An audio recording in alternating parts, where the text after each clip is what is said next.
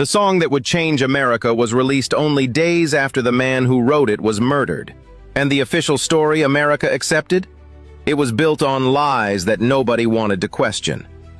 On February 7, 1964, Sam Cooke performed "A Change Is Gonna Come" on The Tonight Show with Johnny Carson. He was nervous about it. He told his guitarist Bobby Womack that it sounded like death. He never wanted to perform it in public.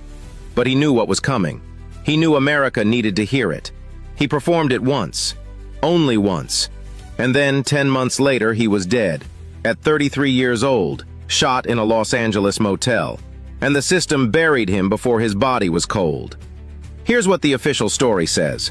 According to the Los Angeles Police Department and the court records, on December 11, 1964, Sam Cooke was at the Hacienda Motel with a woman named Elisa Boyer. The police claimed Cooke tried to assault her. Boyer fled. Cooke then confronted motel manager Bertha Franklin, demanding to know where Boyer went. Franklin said she shot him in self-defense.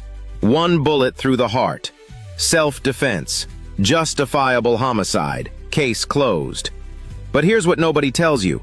According to Etta James, who viewed Cooke's body, his injuries were catastrophic. She later wrote that his head was nearly separated from his shoulders, his hands were crushed, his nose mangled. She said no woman with a broomstick could have inflicted that kind of beating. Yet the official autopsy recorded none of those injuries.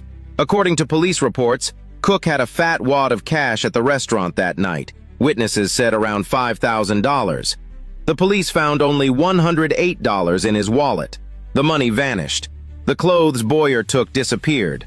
The $5,000 discrepancy was never explained. Bertha Franklin had a prior criminal record for pimping. Elisa Boyer was arrested on prostitution charges just weeks after Cooke's death. In 1979, Boyer was convicted of second-degree murder in another case. Yet police ruled Cooke's death a clean self-defense shooting based entirely on her testimony. Muhammad Ali, Cooke's friend, would later say something authorities didn't want to hear. If Cooke had been Frank Sinatra or the Beatles, the FBI would be investigating. That woman would have been sent to prison.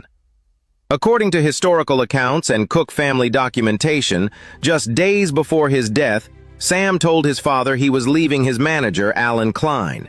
He said it plainly, "Papa, this is a dog-eat-dog business. I intend to eat that dog before it eats me." He knew something was wrong. He was trying to get out. But he didn't make it. 200,000 people came to view his casket. Ray Charles sang at his funeral. But while they were mourning, Bertha Franklin was already planning her next move. According to court records from 1967, she sued Cooke's estate and won $30,000 in damages. 3 days after his death, his label released the single "Shake."